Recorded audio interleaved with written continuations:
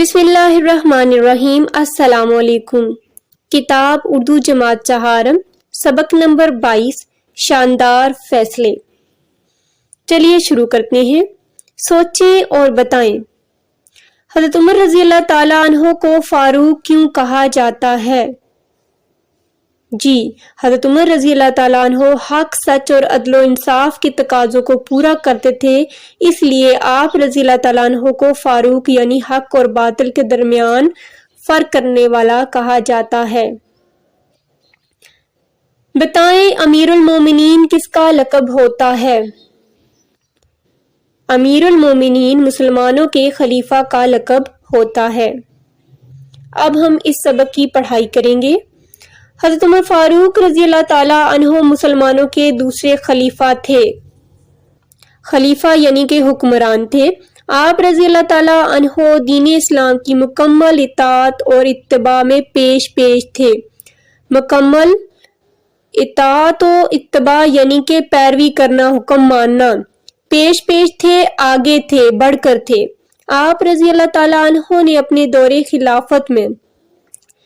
خلافت یعنی اپنی خلافت کے زمانے میں عدل و انصاف کی لازوال مثالیں قائم کی، لازوال جس کی کوئی مثال نہ ہو۔ عدل کے معاملے میں خلیفہ وقت ہونے کے باوجود آپ رضی اللہ تعالیٰ عنہ اپنی ذات کو کبھی کوئی اہمیت نہ دیتے تھے۔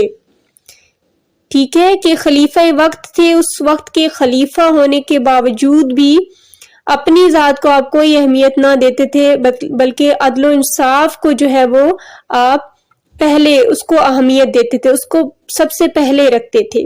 اللہ اور اس کے رسول خاتم النبیین صلی اللہ علیہ وآلہ وسلم کے معاملے میں وہ کسی کی نہ سنتے تھے، یعنی کہ اللہ اور اس کے رسول کے حکم پر چلتے، ہر بات انہی کی مانتے، ٹھیک ہے، اور کسی کا نہ سنتے۔ جو آپ صلی اللہ علیہ وسلم کہتے کہ یہ اللہ کا حکم ہے وہی مانتے اور کسی کی نہ سنتے۔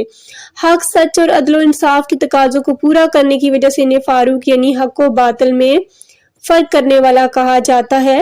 اسلامی تاریخ حضرت عمر فاروق رضی اللہ تعالیٰ عنہ کے شاندار فیصلوں اور اطاعت رسول صلی اللہ علیہ وآلہ وسلم کے واقعات سے بھری پڑی ہے۔ درج ذیل دو واقعات سے حضرت عمر رضی اللہ تعالیٰ عنہ کے اعلیٰ کردار پر روشنی پڑتی ہے۔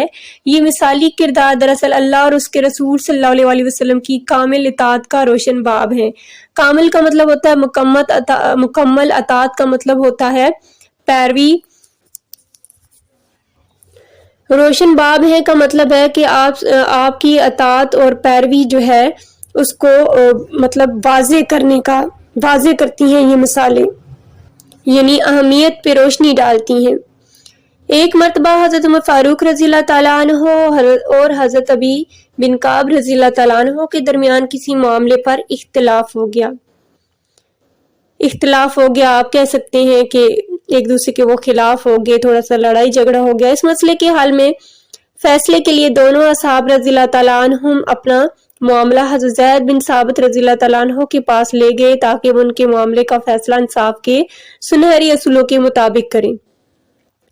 جب دونوں اصحاب رضی اللہ تعالیٰ عنہم حضرت زید رضی اللہ تعالیٰ عنہ کے پاس گئے تو حضرت زید رضی اللہ تعالیٰ عنہ نے حضرت عمر فاروق رضی اللہ تعالیٰ عنہ کو امیر المومنین ہونے کی وجہ سے اپنے برابر بٹھانا چاہا، لیکن حضرت عمر فاروق رضی اللہ تعالیٰ عنہ نے اس بات کو اپنے لیے پسند نہ کیا اور فرمایا، اے زید، ہم دونوں کے ساتھ مساوی سلوک کرو۔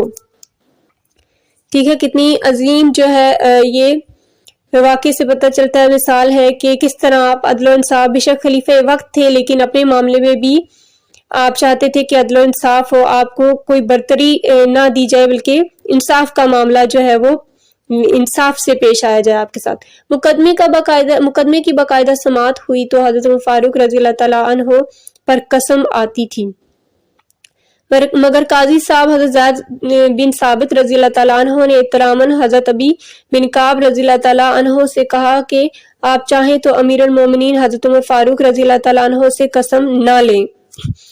اس پر حضرت عمر فاروق رضی اللہ تعالیٰ عنہ نے نہ صرف قسم اٹھائی بلکہ یہ بھی فرمایا کہ اللہ کی قسم زید اس وقت تک منصب عدالت کے لائق نہیں ہو سکتے جب تک ان کی نظر میں امیر المومنین اور عام آدمی برابر نہ ہو جائیں۔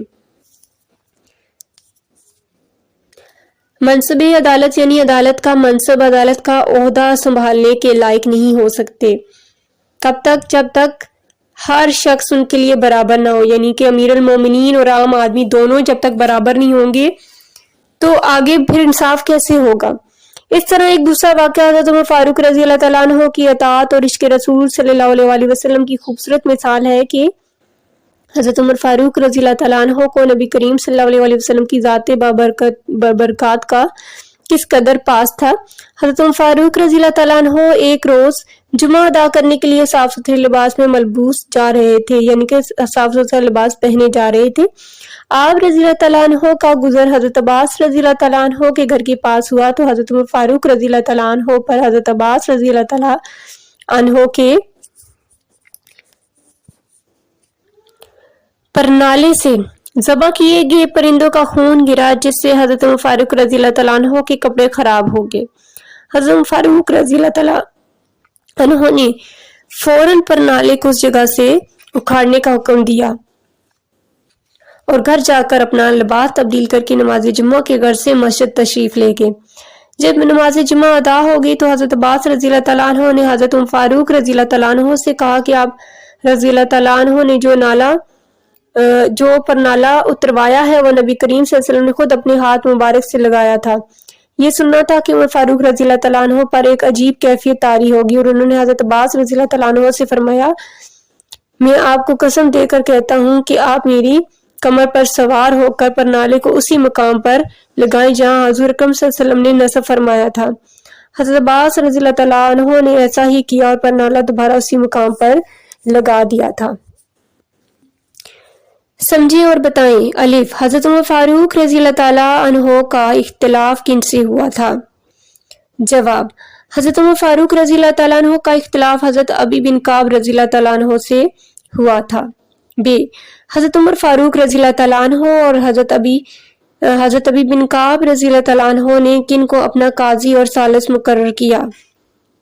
جواب، حضرت عمر فاروق رضی اللہ تعالیٰ عنہ نے اور حضرت ابی بن کعب رضی اللہ تعالیٰ عنہ نے حضرت زید بن ثابت رضی اللہ تعالیٰ عنہ کو اپنا قاضی اور ثالث مقرر کیا۔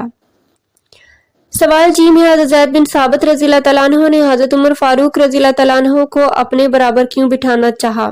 جواب، حضرت عمر فاروق رضی اللہ تعالیٰ عنہ خلیفہ وقت تھے، اس لیے حضرت زید بن ثابت نے انہیں احتراماً اپنے برابر بٹھانا چاہا۔ سوال دال، حضرت عمر فاروق رضی اللہ تعالیٰ عنہ نے حضرت زید بن ثابت رضی اللہ تعالیٰ عنہ سے کیا فرمایا؟ جواب، حضرت عمر فاروق رضی اللہ تعالیٰ عنہ نے حضرت زید بن ثابت رضی اللہ تعالیٰ عنہ سے فرمایا کہ اے زید، ہم دونوں کے ساتھ مساوی سلوک کرو، یعنی برابر کا سلوک کرو۔ سوال ہے، حضرت عمر فاروق رضی اللہ تعالیٰ عنہ کا گزر کن کے گھر کے پاس سے ہوا؟ جواب، حضرت عمر فاروق رضی اللہ تعالیٰ عنہ کا گزر حضرت عباس رضی اللہ تعالیٰ عنہ کے گھر کے پاس سے ہوا۔ سوال واو، پرنالہ سے کس چیز کے گرنے کی وجہ سے حضرت عمر فاروق رضی اللہ تعالیٰ عنہ کے کپڑے خراب ہو گئے؟ جواب، پرنالہ سے ذبح کیے گئے پرندوں کا خون گرنے سے حضرت عمر فاروق رضی اللہ تعالیٰ عنہ کے کپڑے خراب ہو گئے۔ زیر، جب پرنالہ اتروا دیا گیا تو حضرت عباس رضی اللہ تعالیٰ عنہ نے حضرت عمر فاروق رضی اللہ تعالیٰ عنہ سے کیا کہا؟ جب پرنالہ اتروا دیا گیا تو حضرت عباس رضی اللہ تعالیٰ عنہ نے حضرت عمر فاروق رضی اللہ تعالیٰ عنہ سے کہا کہ آپ رضی اللہ تعالیٰ عنہ نے جو پرنالہ اتروایا ہے وہ نبی کریم صلی اللہ علیہ وآلہ وسلم نے خود اپنے مبارک ہاتھوں سے لگایا تھا۔ تو یہ تھا ہمارا آج کا سبق نمبر 22، جس کا عنوان ہے شاندار فیصلے۔ انشاءاللہ اگلے ویڈیو لیکچر میں ہم اس کتاب کا آخری سبق تاریخی عمارتیں کریں گے۔ ویڈیو کو لائک کریں اور یکساں قومی نصاب کے مطابق تمام مضامین کے ویڈیو لیکچر دیکھنے کے لیے چینل کو سبسکرائب کریں۔ شکریہ۔